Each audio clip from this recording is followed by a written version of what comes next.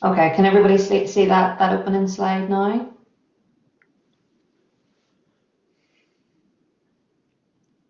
Good stuff. Okay, guys, so we'll kick off. It's really, really good to have you all here. This is probably one of after the Katie Piper session, this is probably your first sort of main session as part of Future Skills Week. I'm absolutely delighted to welcome Allison Hutchinson from Spark Coaching, who will be delivering the session this morning. So just before I hand over to Allison, a few housekeeping things. This session, like all of the sessions this week, we want them to be really interactive, really participatory. So please use the chat box and any other interactive platforms that Allison uses in his session. So I can see loads of you are already chipping into the chat now, and that's really great. So definitely the more that you guys give, the more you'll get out of the session. You're all obviously very familiar with Blackboard Collaborate, so you can raise your hand, all the different functionality that's there, so do use it. Remember your netiquette. Remember, we're all professionals here, so yeah, keep it all above board. I don't need to remind you about that. The session will be recorded. The majority of the sessions this week will be recorded just to help us review everything that's went on. So I'm just going to hand over to Allison now. So Allison, as I said, is from Spark Coaching, and today he's going to explain why it's easy to get stuck in perfecting the plan instead of courageously stepping out into the unknown. He will help you develop a growth mindset to empower you to take action and realize that the real gold is in the process and not the prize. So Allison, I'm going to hand over to you, and I'm just going to stop sharing this slide. So take it away. Good morning, folks. Thanks for coming along to the session. Yeah, you heard right. My name is Allison. Creates a lot of fun going through life with a name like Allison. Even last week, right up until this Friday afternoon, the university had me down in She. I've been stopped at airports for interrogation about my name. I had the experience of being invited to a leadership conference in England. I went along, all seems okay, but actually it was a ladies' leadership conference, and I brought 3 mates, so it wasn't good. But they let us sit at the back and enjoy it. But my name is Allison. I'm an executive coach, which means I get alongside high performers and just help them go further than they could go on their own. My business is called Spark Coaching. I listen to ignite the spark in my client, and the significance of that will unfold during this morning. I'm also a counsellor of about 8 years ago under the BACP. I've got a retail business with employing 8 staff, married 25 years, 4 kids. The eldest is 22 and just finished university last week, and the youngest is 4. Yeah, it's one of those stories. But my aim this morning is to help you take your proverbial plane from the safety and the preparation and planning of just a hangar to down the runway and up into the excitement and the discomfort of launch and learn. We have this innate desire within us as human beings to grow, and we go through life wanting to sing our own song, to end up in our last day knowing that we have turned up and we have contributed to life. But some of us still go through life with I'm just getting a technical question. Some of us still go through life staying in the plan and preparation. It's almost preparing to live and not actually living. So today, I want to help you launch as such. Now, you guys, the majority of you coming on here are you're at a strange transition in life, because whether you're year 1 or whether you've just qualified, you've up to date more or less co-authored the book of your life. And by that I mean your parents have had an involvement, your caregiver has had an involvement in your life. But at this stage, you're going through a transition where you start to author your own book as such. Now, I'm going to say something a wee bit risky, and it's you're not responsible for what your parents want you to do. The game of life is pretty much, life is being who you think you should be until you uncover who you are or what you should be. So it's not so much a construction as a mining operation as you go through life. Now, you're also coming onto the scene in life, and we've had COVID, and the last 18 months, a lot of what we know as normal has been turned upside down. Now, I'm not just talking about the virus and the health implications of that, but with the virus came an awful lot of concerns of fear and anxieties and overwhelm and isolation. What I would like you to do is to put in the group chat just one word that summarizes your experience of COVID from a point of view of your life. Not health, not so much the health now with regards to sickness and anything like that, but just what you've experienced.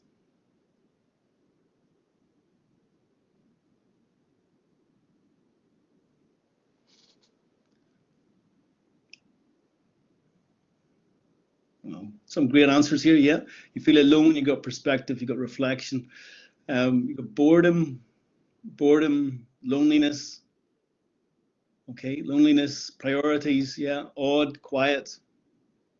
These are great. Thanks for being so honest, folks. This is great.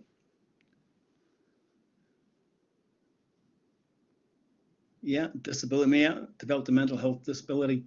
Okay, right, okay. Lethargic, unusual. Okay, folks.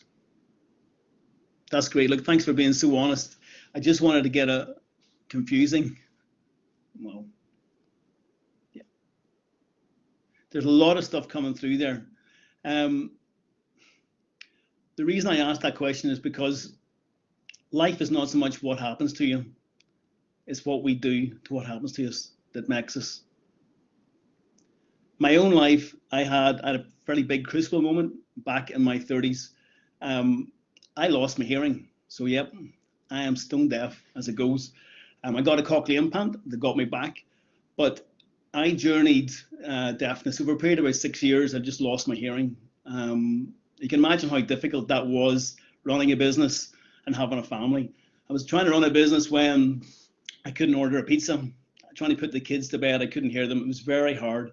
And I don't mean just the physical trying to hear or not hear. It was the terrain I was in, the foreign land I found myself in. With that came isolation. With that came lots of misinterpretations. I would even say paranoia for some stages, and confusing, and loneliness.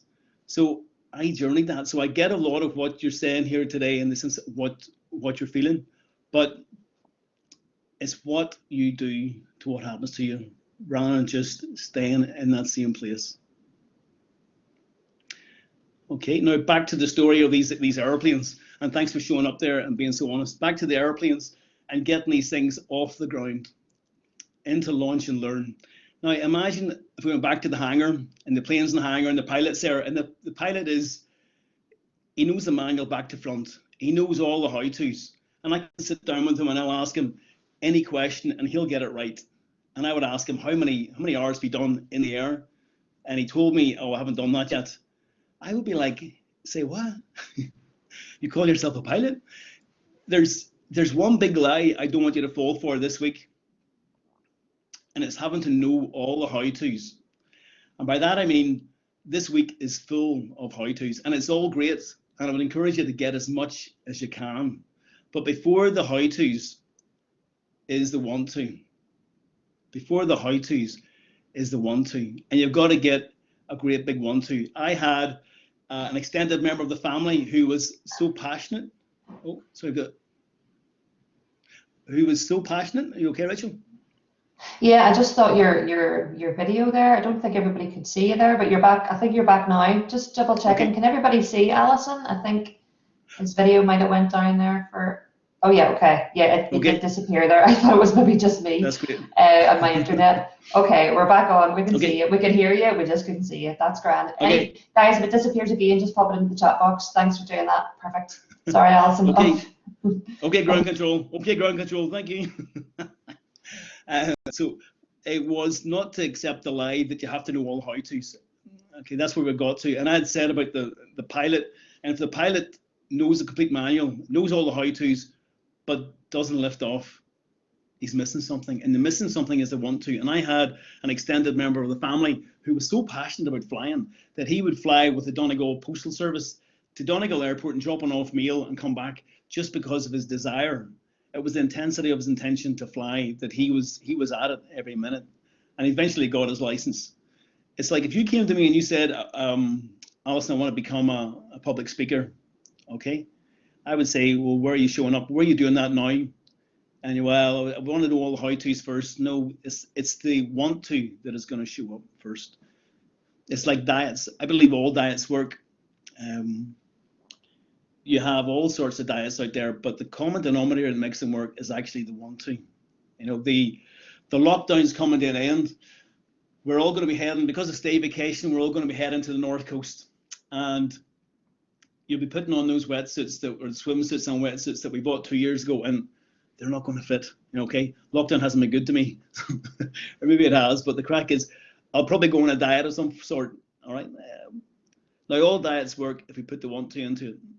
If I said to you, right, you guys, there's 54 of you here, okay? You're lucky because I'm giving you this offer, a once-off offer. 4 weeks' time, if you come back here to the same place and you've lost a stone, I'm going to give everybody £50,000. Yeah.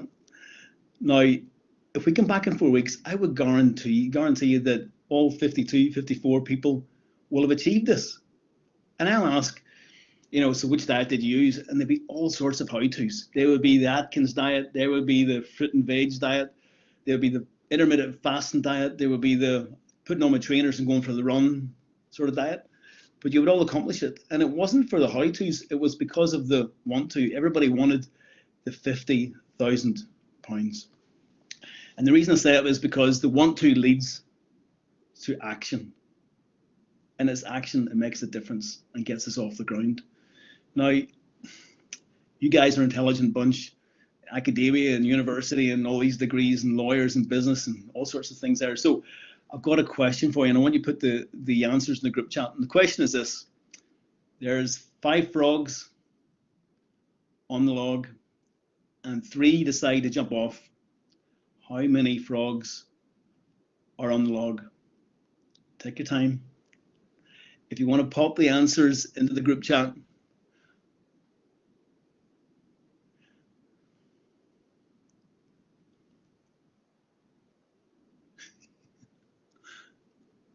Oh, and you smart bunch. Oh, none. Angie, I like that. You're prepared to go against the crowd. That's good. Yeah. Okay, well, the answer is, folks, yeah, I don't know if you've heard it before, but there is 5 frogs on the log. We deceive ourselves into thinking because we make a decision, we have done it. Okay, I remember back whenever I was in education, I was really good at doing revision timetables. I mean, I was really good. Okay, I would have it in nice colors and spent ages drawing it, but did I do any revision? No, not at all.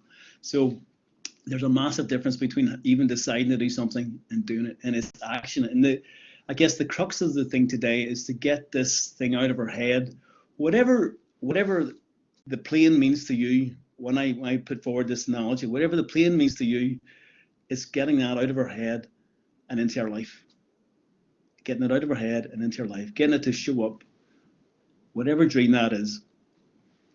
Now, I should mention confidence. Now, I know this week there's other seminars on and there's other people talking about confidence in a bigger way, but just one thought on confidence that I believe is true. Confidence isn't a prerequisite. Confidence isn't a prerequisite. It's a result. Okay, so as you get results, as you take action, the confidence comes. If you think of that pilot, he might know all the how-tos. On the runway the first time, for his very first lift off, there will be a bit of trepidation. Okay, it'll be a big thing for him. But once you ask that same man 3 or 4 years down the line and he's got, say, 5,000 hours clocked up, he'll have a lot of confidence. Why? Because of the results that he's got. Okay, now, there is one thing you will need, and that's courage. And I'm going to share with you a wee thing I've done. In my wallet, I have something called a courage card. If you can see that, okay? It's been in there for ages, but courage card works like this. There's two components of it. On one side, I have written down, and if you want to write this down, the willingness to act. The willingness to act. And the other side, I've written down in the presence of resistance or risk, uncertainty, and fear. Okay? So in the presence of risk, uncertainty, and fear. Now, the way this wee thing works is that I make the willingness to act as big as possible. And I minimize the other side. I minimize the side of in risk, uncertainty, and fear. And by doing that, we have to ask two questions. So in the risk, uncertainty, and fear, we want to minimize that. So what we do is we ask two questions. And the first question is, what's the worst could happen if I do this? What's the worst thing could happen if I do this? And the second question is, will that really matter in 6 months' time? Will it really matter in 6 months' time? So I say that because you just process it in your head and spend time thinking about it. And we minimize as much as we can. Now, on the other side, the willingness to act, we make that as big as we can. And by that, I mean, how great would it be for you to give it a try, just to give it a try? And how great and awesome would it be if it turned out to be a success? Yeah. So whatever you're thinking, whatever comes to you right now, I just want you to pause on that. Just hold that thought for yourself as you're thinking about it. What have you been holding back on? That if you picked up the phone and made that call, had that conversation, applied for that post, think how you would feel if you did that. Sometimes I've thought back to times when I've picked up the phone and made a call to somebody that I've been dodging that bullet for a long time, but I just did it. And it's amazing how you get this sense of elation that you've actually done it. But I've had it where I've done it and there's been a snowball effect and something has happened and it's been amazing. So you make the willingness to act as big as possible, but at the same time minimizing in the presence of risk, uncertainty, and fear.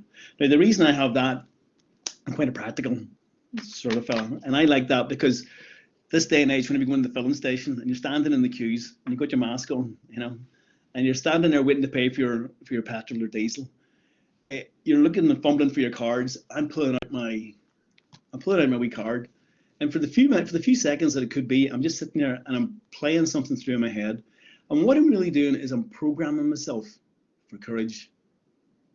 So whatever I'm facing, I just bring it to the wee card and I just process it and bring it to my thoughts.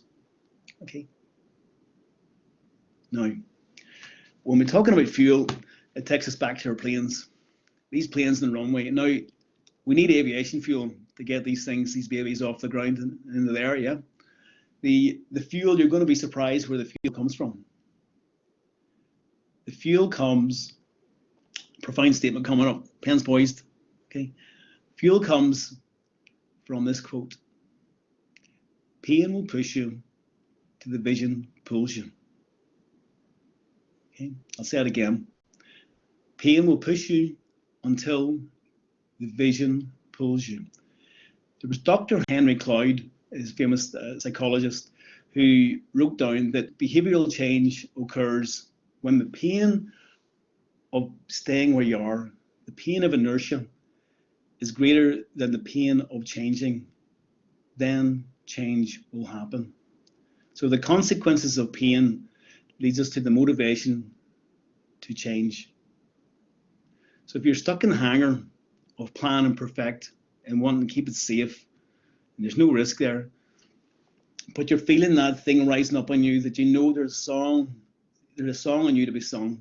There's a song that you want to show up and want to contribute in some way. You're gonna know it. You're gonna feel that. You're gonna feel that discomfort, that it's not as it should be. I need to break out here. I need to get down that runway. We are specialists at avoiding pain. We don't like it. It's uncomfortable. It's generally emotional pain, and we generally run from it. Okay. Now I want to ask you a question. What would you do if you weren't afraid? Okay. I want you to think about that. What would you do if you weren't afraid?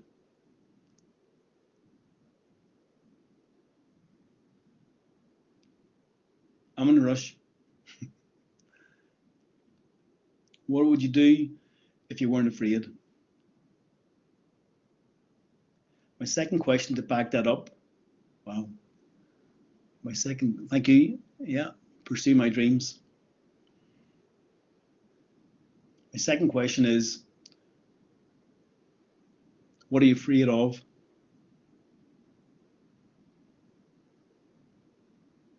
See, this is rejection, failure, take the risk, failure, rejection. Guys, this is fantastic. Thanks for being so honest. Yeah. Disappointing others, failure, looking silly.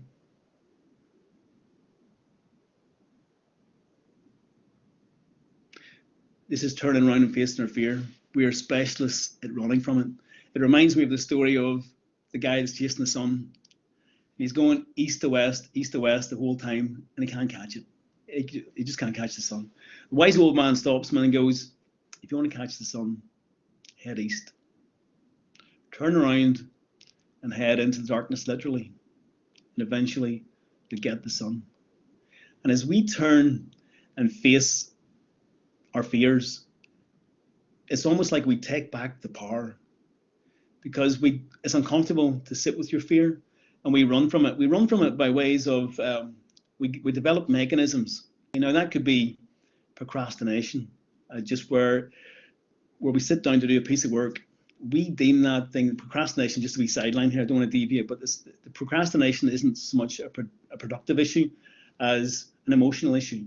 It's actually an issue you have with yourself, because when you sit down, your brain, which is made to keep you safe, would look at that and see that as a threat to your status in your class or amongst your friends, that you could feel this, that you could look silly, as has been said in the group chat. You could look silly. You could lose ground, lose standing. So because your brain picks that up, and your amygdala in your brain, your fight or flight syndrome, you flight, okay? You run off to Netflix. That's where we all go whenever we want a wee bit of soothing. We go to Netflix, okay? There's also the element of, we develop this hurry thing where we're always in a hurry. You get these people, I call it the hurry addiction. And it's the place where they've got it. They have this contagious disease, hurry addiction. Whenever you ask them, how's it going? And they say back, I'm getting there. My question is, where is there? There only is here.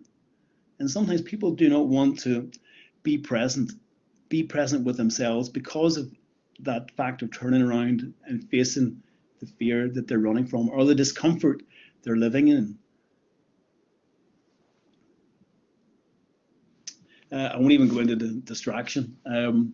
We're living in the age of the attraction of distraction, because of my phone's over here, but because of the phone, we're so easy just to get distracted, and we misalign what's going on inside. It's like we go through life with this inside face, and we've got the outside face, and they're misaligned, and it's an enormous amount of energy to keep that going.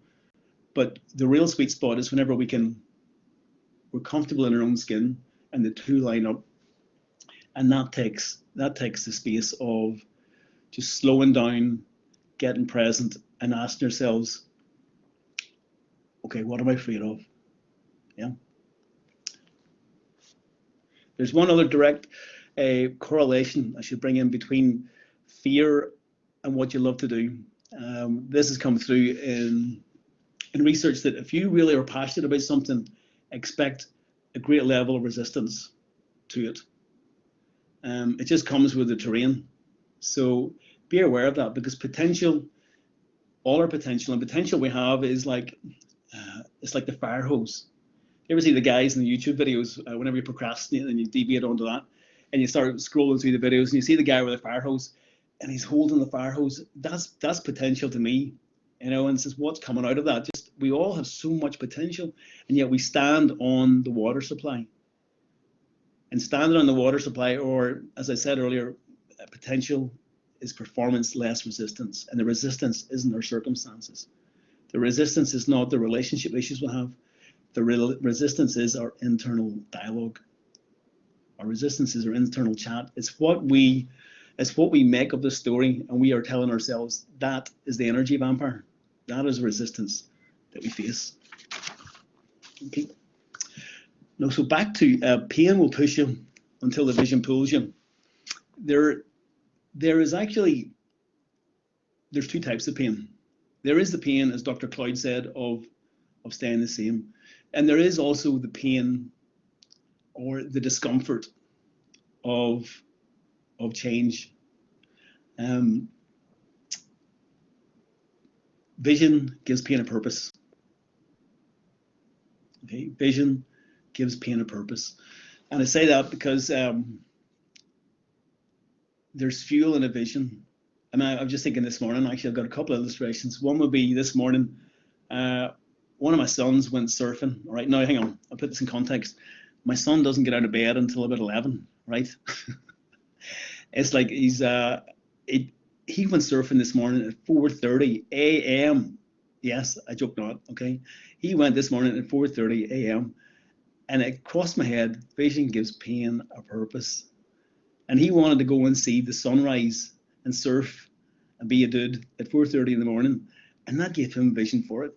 Now I've got another son, I know this is being recorded, so I'm taking a risk here. I've got another son, his dress sense, you know, just, you know, he wears sliders, wears tracksuit bottoms and sliders, and he's got the socks, football, rugby socks, and they're pulled up over the sliders. He's getting no sense at all, you know. Now, no matter how much nagging or no matter how much bribing or coaching I try to give him, it never seems to work until one day he comes down the stairs and he's dressed immaculately. And I think, wow, finally my work has paid off. But you know what? He got a vision. He got a vision of Emma. Yeah. Vision gives pain a purpose. I also have a friend who struggled with weight for a long time, years and years, but he actually has a family member getting married, and he wants so much to be a certain way for the wedding. So it's really given him motivation.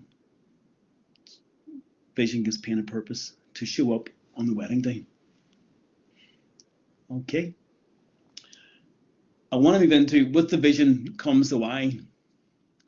You know, if the why is powerful, the how is easy. If the why is powerful, the how is easy. And I want to give an illustration for this. Now, there's a guy, Simon Sinek, has done a whole thing on the why, and you've bound across that before. But I want to give you an illustration. Saturday afternoon, I'm inviting you all to come along to Belfast City Centre, City Hall, 3 o'clock Saturday afternoon. We're all going to get butt naked. We're going to walk around the City Hall singing Jingle Bells. Are you with me? Are you on board? Hang on, the group chat's going very quiet here. Okay, now hang on. I thought you guys, are like gong ho. You know, you're here you're here all week to launch and learn and get it going. And I don't see too many participants here. I'm a wee bit disappointed. Okay, let me reframe that. Okay, let's change perspective. I want to change perspective.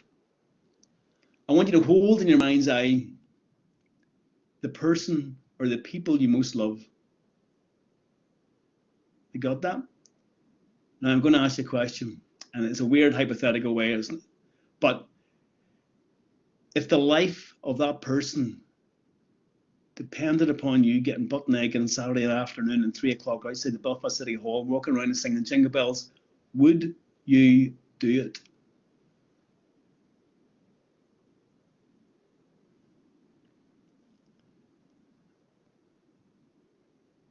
Okay.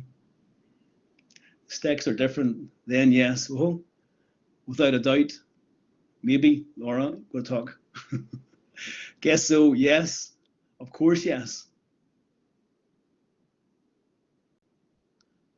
Have to.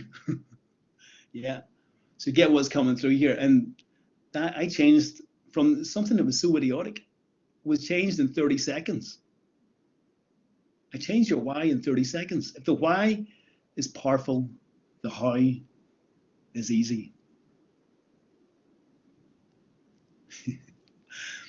Now, I've got a question for you, and take some time on this, but just what's your why?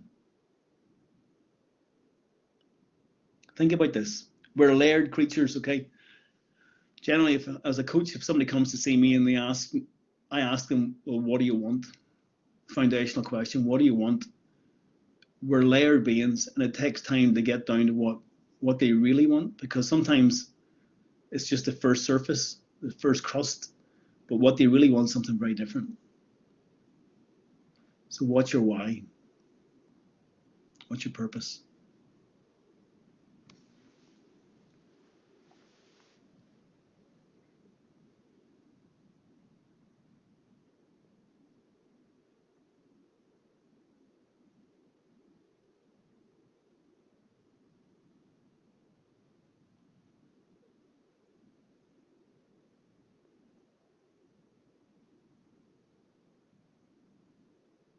Success, happiness, to make life worth living. Yeah, to make a difference. Yeah, it's good. Yeah, human beings have no innate purpose. You have to find it or make your own. To be a good person. Yeah, to make myself and my loved ones proud. This is a really hard question, folks. I mean, to be honest with you, I'm surprised you're being so fluent in answering, because majority of times, 90% of people can't answer that just like that. As I said earlier, life is being who we think we should be until we uncover who we are. So life is being who we think we should be until we uncover who we are. So I'd imagine you guys are all a certain age and coming through university, so you're only starting out on the track of life. So I wouldn't expect you really to have it crystal. And I think there's a pressure that isn't right, that you guys, you take on board this thing that, okay, you're coming out of university especially, and you've got to have it all together. You've got to tick the box, cross the T's, dot the I's, this is what I'm doing. Life isn't like that. In my own story, I found I uncovered my why later on in life through my crucible moment of losing my hearing, where I had that coming up in me, the voice in me, where I had this innate desire to help people. The journey into deafness, it burned something into me, by the way of compassion for people when they're suffering. And I just wanted to be there to help people. So I went and got equipped and started that journey of becoming a qualified counsellor. And then I did that for a few years. And then I journeyed into an opportunity to do an executive coaching course. And I'll be honest with you, whenever I went along, I was in a room with 12 other people, and they were all like, Price Waterhouse and head of HR of 1,000 people. And I was like, well, I've got this wee retail business and I do a wee bit of counselling. But when I started that journey, for me, my why just came alive. That I wanted to help people to go further than they could ever go on their own by being a thought partner for them. So I'd encourage you, it's like, just try things, just go for things. You might only know 60% of what it looks like. Just go with that 60%. Just give it your all. Give it all you want to, showing up in that space. And you'll find that you'll change and you'll morph as life goes on. Yeah, the why is important. If I had a client, hypothetically, came to me and said, look, I need your help. I want coached. Okay, well, how can I help you? He says, I want to build a rocket because I want to go to the moon. Okay, you want to go to the moon? Why do you want to go to the moon? He says, I don't want to see my mother-in-law anymore. And I would say, well, fair enough. It's like, I would obviously sit him down and reconstruct and find another solution for him. Yeah. There's one other thing you probably won't learn in university, and this is a powerful factor to get launched and learn, to get off the ground. And folks, it's just to serve. Whatever you're stepping into, because there is something in serving, and we're made for connection. We're made to be in the tribe, and there's something about us innate when we step out and serve people. It's like the eyes, to be honest with you, it just takes the eyes off us and all our hang-ups and on our ill abilities, and we put it on, how can we help? How can we show up and bring everything we have to that moment? And I'm not talking about serving here as in the sense of car salesman serving, that sort of cringe factor. I'm talking about serving in a level that serve in a way, in a heart's way, that these guys won't just become clients, they'll want to come to your funeral.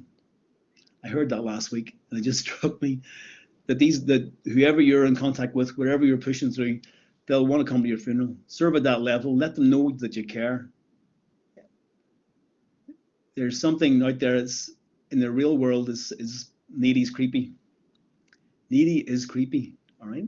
And it's like we were getting windows a couple of years ago, PVC windows into the house. And we had a couple of quotes, different firms came in and gave us a price. And this one gentleman was great, and I really liked him. He seemed technically on the ball, and his price actually was a wee bit lower than the rest of them. And but we hadn't just decided when we're going to do it. So the next day, the phone call started, and he was making contact with us twice a day to see whether we were going to go with it or not. And it's like I backed off and actually went with another firm that were dear, because needy is creepy and it just doesn't sit.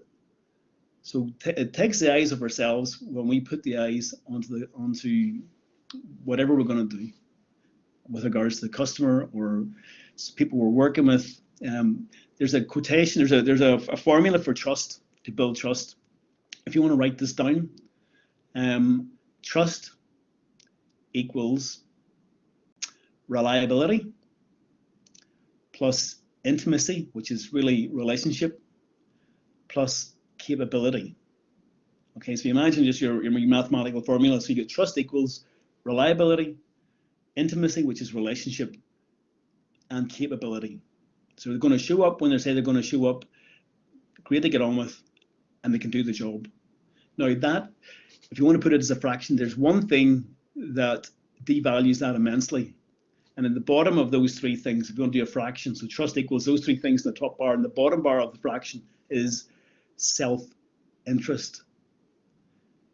Once the customer or whoever you're dealing with gets a sniff of self-interest, it just devalues those three components on the top. Okay. I've got a question for you again for the chat box. If you want to fire up your answers. If you were the bravest version of yourself today, what would you do?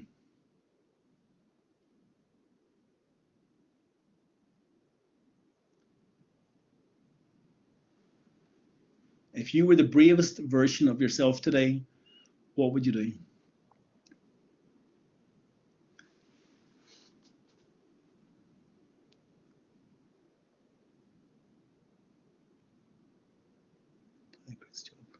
He's a great, buy a horse. What? Sell Bitcoin. Very funny. Travel, yeah. Work in a court. Help people travel, achieve their goals, travel the world, move to Canada. Can I come? Move house. Canada's great, great place.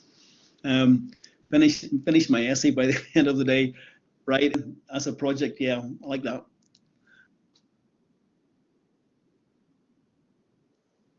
Actually do my driving test. Well, you can do it, Aaron. Yeah, I like that. Come on, Aaron.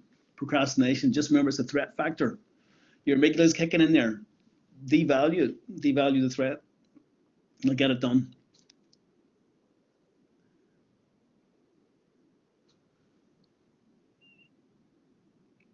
It's great. Okay. It's great answers again. Thanks for engaging. Again, you're actually taking your brain. There's a lot of neuroscience in coaching. You're taking your brain to a different place when you ask that question. Okay. If you were the bravest version of yourself today, what would you do? Yeah.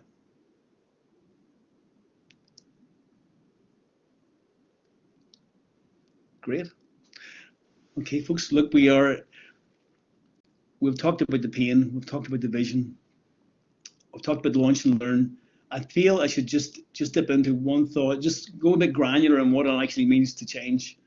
There was a guy famous psychologist called Prochaska, Prochaska, Prochaska, and his father died of alcoholism. and he was perplexed. He could not understand. No matter what he tried to do to help, he couldn't prevent his father from dying. So it left him with a mission in life where he decided to really go granular and see the essence of change. And after years of research and thousands upon thousands of questions and asking different people, he came back with 6 steps to change. And I just want to bring these to you. I haven't got a slide for it, but I just want to bring these to you because I feel it's beneficial. First step is pre-contemplation. Pre-contemplation is just the space where you have no notion of changing, no idea. Okay, so the plane's in the hangar, and why would you want to go out there and risk everything to get up in the air? You know, for me, it's sometimes at Christmas time, no notion of fitness or whatever, just indulgence. Okay, no notion of the January, trying to get fit. It's just live for now sort of thing. No notion. It's not in your brain. Then we move from pre-contemplation to contemplation. Contemplation is where you realize, oh, hang on, 31st of December, it's like, oh man, the belt is like getting really tight. The shirt's getting tight. I'm going to have to do something. Okay, and maybe it's the guy who is in the hangar of plan and perfect, and he's thinking, you know what? It's getting boring in here. My life, there's more to it. I've got to get out. I've got to go to that destination. I really fancy Canada. Aaron, there you go. You really fancy Canada. I'm going to fly there. I'm going to take this plane there. I'm going to go there. And so he starts to contemplate that. The next step, so you got pre-contemplation, then contemplation, and then we have preparation. And that's the bit where you get the maps out for where do you have to fly to? Where do you got to fuel the plane? Where are you going to go to get to Canada? Or with me, it's like, okay, I'm going to have to do something. I'm going to have to buy myself a pair of trainers. Yeah, I'm going to have to get a program. I'm going to have to pick a race in the summer that I could do, some way of helping me adjust to change. And then we have the day. We have the day where the action day, and that's the next step. So pre-contemplation, contemplation, preparation, and then action. And again, this is thinking back to the frogs. This is the most important bit, because up to then we can fool ourselves. We can do the programs, we can do the charts and everything else, and we get this sort of sense, and we'll go and watch Netflix a bit. No, today's a day of action. So with me, it's putting on my trainers, and that's just putting on the trainers. You put the trainers on and you're out the door, and you're doing it, aches and pains and everything else, but you're actually doing it. And maybe the guy on the runway is like the pedal to the metal. He's going for it. Okay, this is happening. Whatever it is, you bring action into it. And the next step after that is the maintenance. And the maintenance is where it's just habit installation. If you do something for 66 days, it becomes a habit. So you just go for it. You're doing it every 3 days a week. You're doing the running, or you take off and you stay in the air. And the final step is termination. And that's pretty much where the new becomes the norm. And you've all experienced that. Maybe if you want to put in the group chat, if you experienced it where you've done something new for the first time and it feels really, really weird, and all of a sudden it becomes the norm.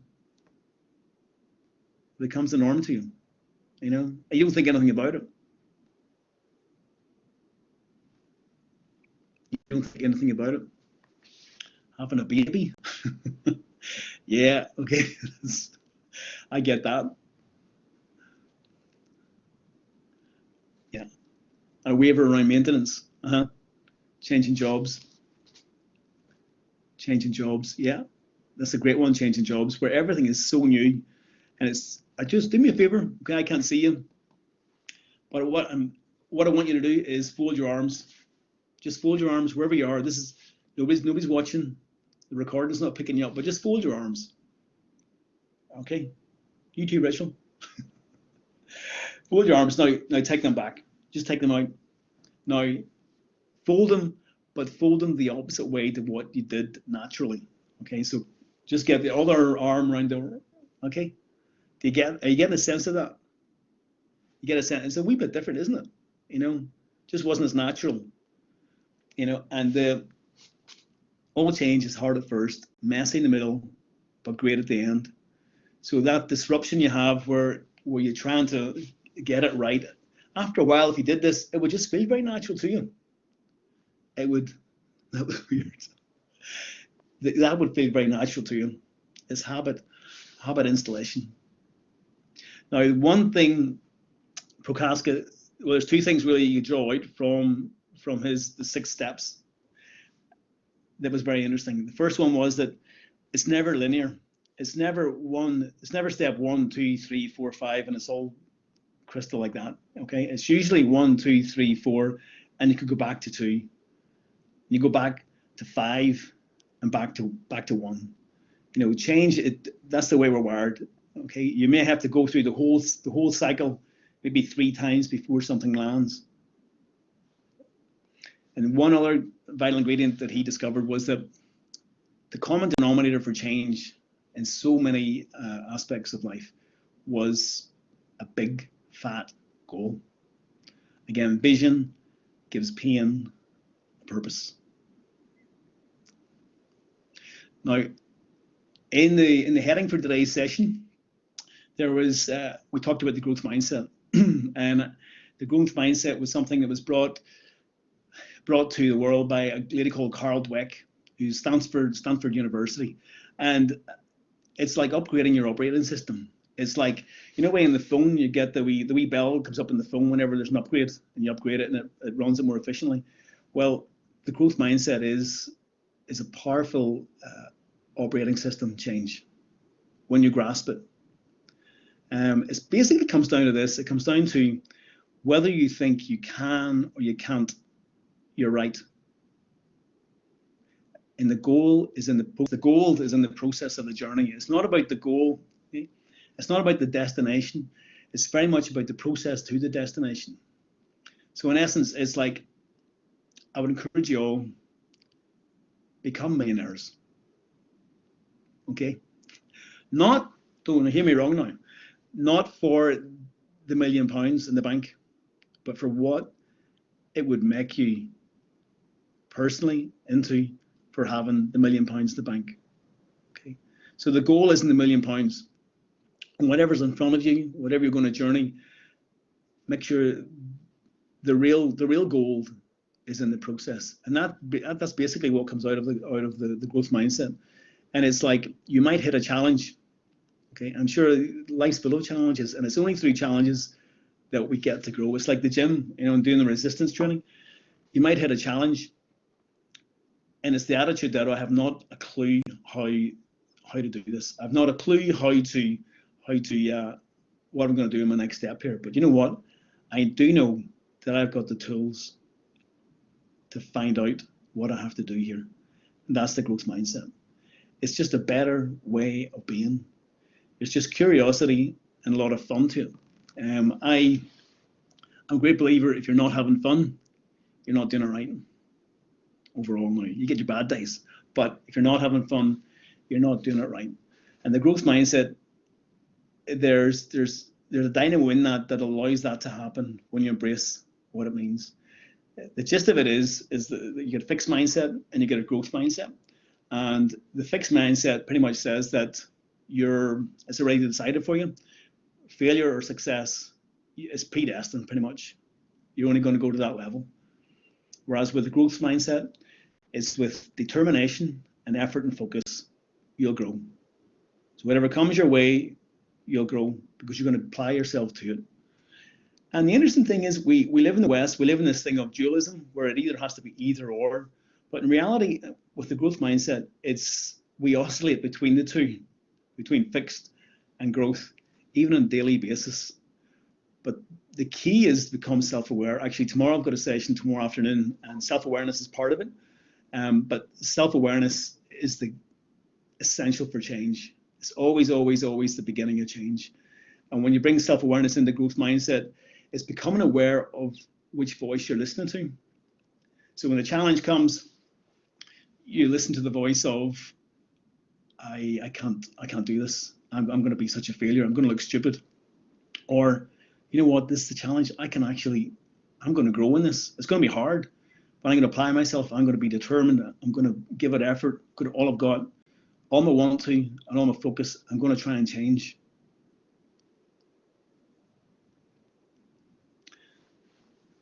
Any questions on the growth mindset?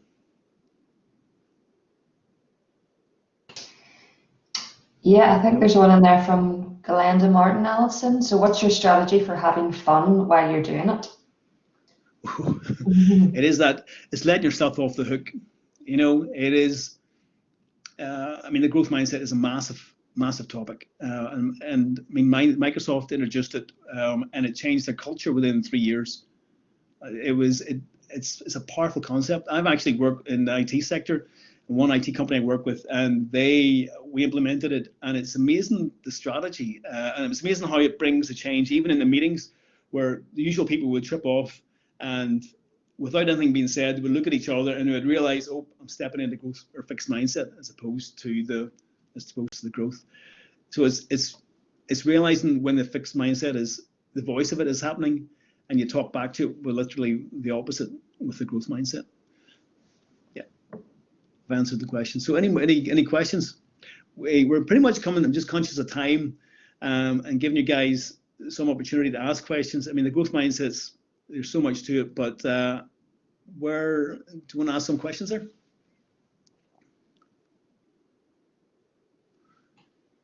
Could you state what it's like? Okay. Yeah, go ahead. You can see the chat box there, Allison, okay, can't you? Yeah. Let's see one there from Miriam. Could you state what it is like, the fixed versus the growth mindset? Okay. Yeah, sure. So if you want to take it, so the growth versus fixed, the growth would be, okay, I'm going to embrace this challenge, whereas the fixed is, I'm going to avoid every challenge that comes my way. There's no growth there. The growth mindset would be, okay, I'm going to learn. Every day is a school day, literally. So I'm going to learn what I can here. I'm going to learn, even if I fail, I'm going to learn from it, as opposed to just not journeying that thing where potentially I could fail and look at Phil. We get inspired under the growth mindset when other people do well, whereas the fixed mindset, it can be a threat to us. There's 3 triggers for the growth mindset or the fixed that they come up with, and it's the 3 C's. It's the challenge, the criticism, or the comparison. And those 3 things tend to, when they show up, it's realizing, okay, which way are we going to go here? So the criticism comes up, and it's like we take that very personal, you know, and we get wounded and offended, whereas really there's gold in that. If we take that on board and apply that to our life, we can change. But in comparison, I always think comparison is unfair, because we're always comparing our insides to people's outsides. Yeah, we always see somebody fly in and we're seeing what they're doing in their life, and we say our internal dialogue, we say our internal chat, but in reality, everybody has their internal stuff going on. Yeah.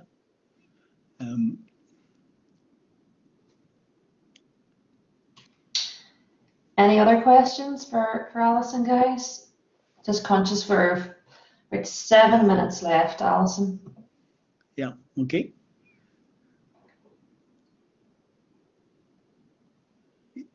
Yeah, Angie there. Angie's chatting about the growth mindset too.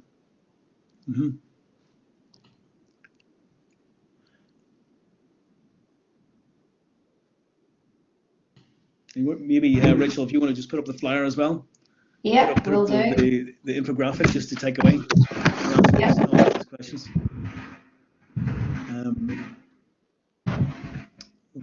Okay, look, guys, this is something you can take with you. It's just an infographic of what we've discussed today. So we're getting a bit of feedback there, a bit of noise, but you can sort of see. Angie, I think, can you mute yourself, Angie? I think it might be you. Okay. Sorry. Yeah, that's it now. Cheers. Thank you. This is just something to take away with you that you can, if you want to screenshot that and take it, it's just a summary of what we covered today. So I can talk you through this. The top left, just beside the spark, is the wee alarm bell ringing, which is the operating system. We're upgrading our operating system, but you start where you're at with launch and learn. So we decided to go down the runway of launch and learn and take off and move away from the plan and perfect of the hangar. And the way we did that was not necessarily to know all the how-tos in the bottom left, but to shift it to the want to and the drive, and realizing that the fuel for the journey is pain will push you until the vision pulls you.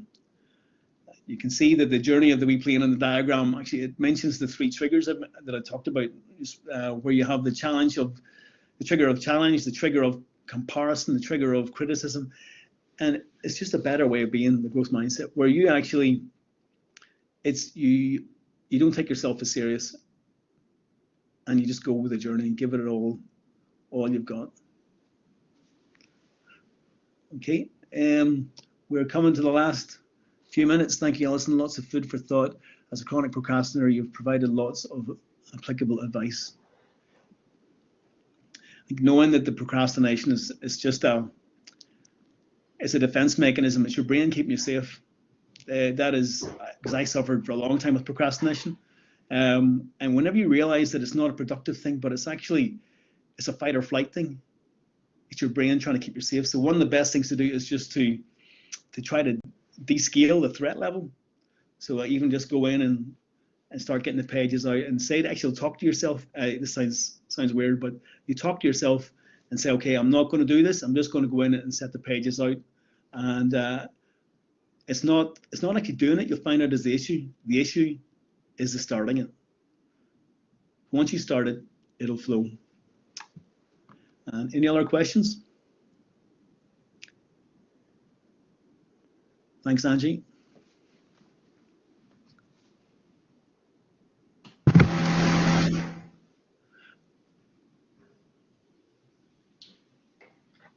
I think Joel wants to know, you mentioned another event that you're doing this week.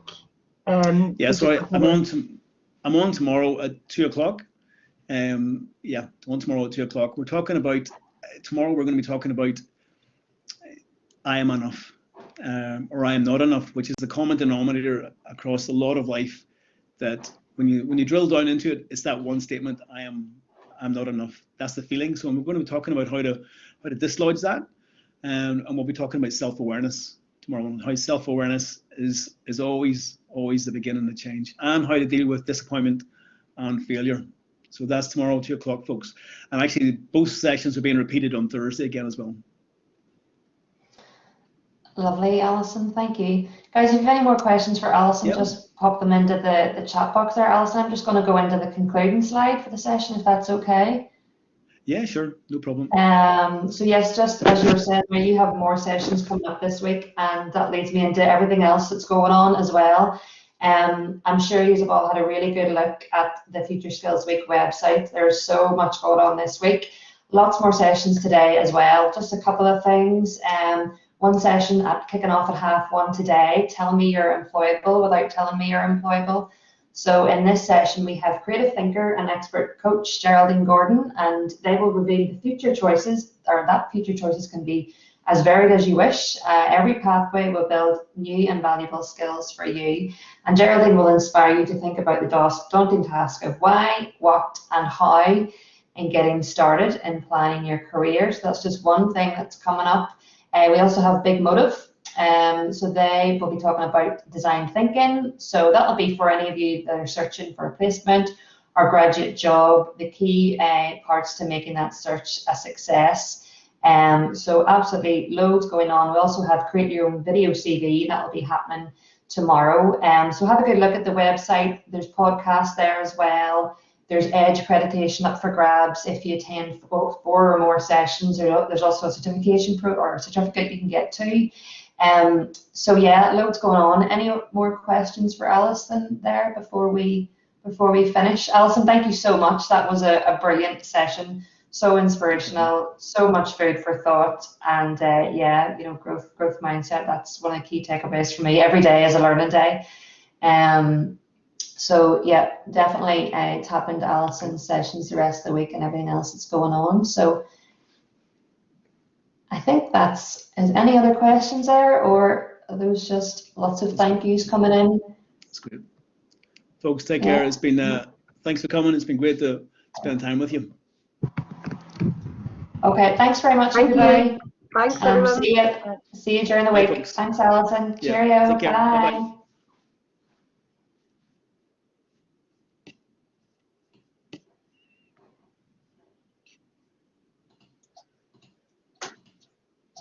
Bye-bye.